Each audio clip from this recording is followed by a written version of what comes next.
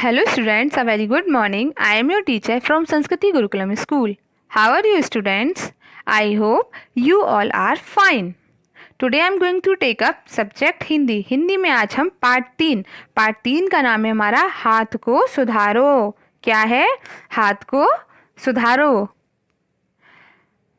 क्या आप जानते हैं अहंकार ही पतन का कारण है. सदा कोई सर्वश्रेष्ठ नहीं रहता है. समय के साथ साथ नए नए कीर्तिमान स्थापित होते रहते हैं.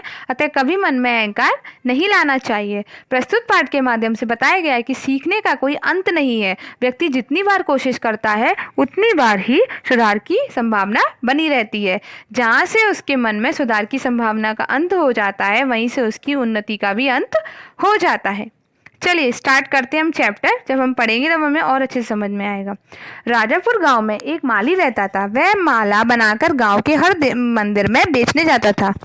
जिस दिन पाठशाला की छुट्टी होती उसका पुत्र रघुवीर भी उसके साथ जाता था. उनकी माला कभी 4 रुपए में तो कभी 5 रुपए में बिक जाती थी. जब रघुवीर कुछ बड़ा हुआ तो उसने अपने पिता से कहा, बापू मैं भी माला बनाना सीखूंगा.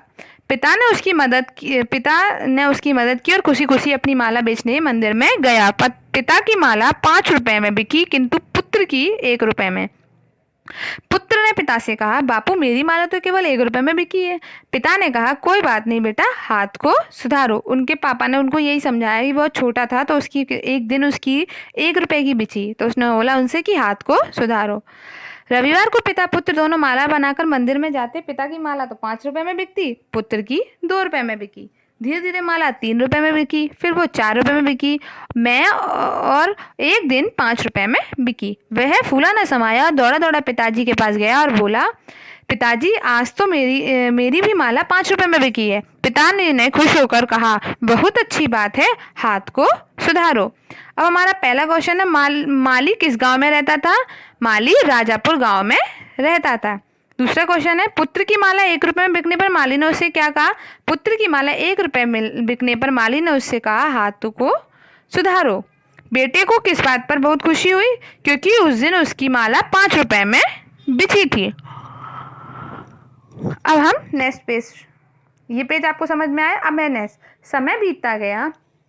एक दिन रघुवीर की माला 10 रुपए में बिकी. वह पिता के पास गया और गर्व से बोला, पिताजी मेरी माला 10 रुपए में बिकी है, आपसे दुगने दाम मिले हैं. पिता ने कहा, शाबाश बेटा, हाथ को और सुधारो. बेटे ने नाराज होकर कहा, आपकी माला की तुलना में मुझे दुगने दाम मिले हैं, फिर भी आप कहते हैं कि मैं हाथ को सुधारूं. हाथ को सुधारो और कितना सुधारूं? तो पिता ने शांत भाव से कहा, बेटे अब तुम्हें अपनी माला की कीमत 10 रुपए से अधिक नहीं मिलेगी.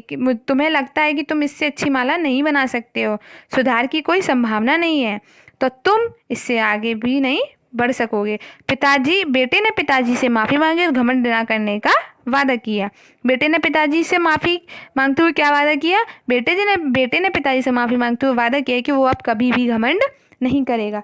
बेटा तो इस कहानी में यही बताया गया है कि ज़रूरी नहीं होता, किसी भी चीज़ सीखने की कोई कला हमेशा कम नहीं होती. अगर हमें कोई चीज़ आती है तो हम उससे और अच्छा भी सीख सकते हैं.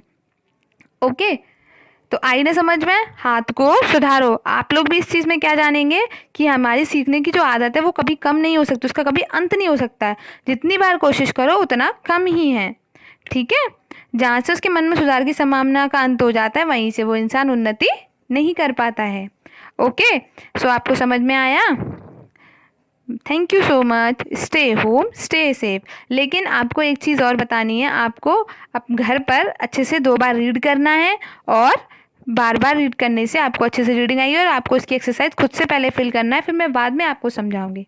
Okay, thank you so much. Stay home, stay safe. घर पर रहें, सुरक्षित रहें.